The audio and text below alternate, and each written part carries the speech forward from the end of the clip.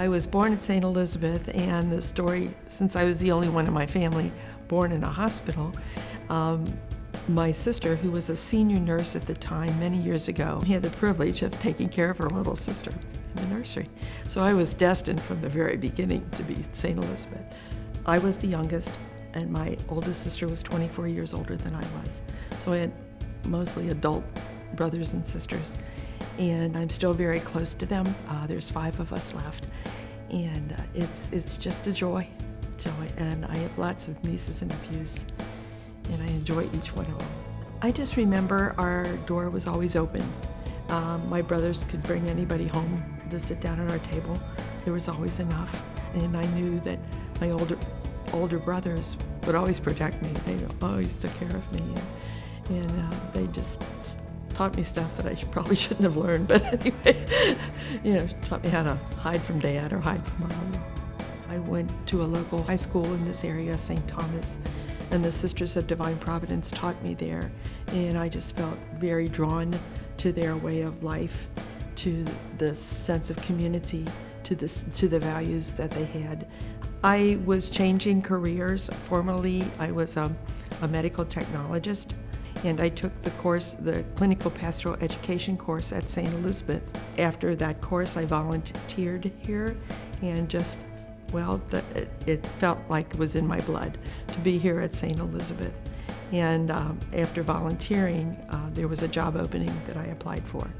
I think St. Elizabeth has always had an outreach to the community, and the community has always reached back to St. Elizabeth. In the early history of St. Elizabeth, the Franciscan sisters would go out in the highways and byways to care for the people, as well as bringing them to the hospital. They would just welcome anyone who came in.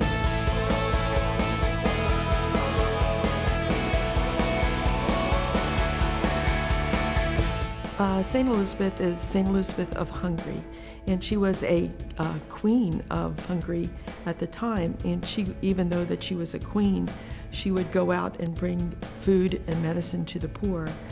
When her husband died, his family thought that was a disgusting thing to do. One day they were accusing her of taking bread to the poor, and they wanted to open her cloak, and when she opened her cloak, they weren't the bread, it was roses. And that's why you would see St. Elizabeth with a cloak full of roses.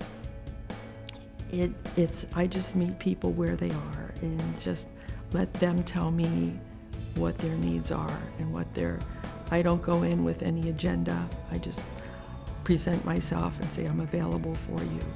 But sometimes all a patient needs is a listening ear.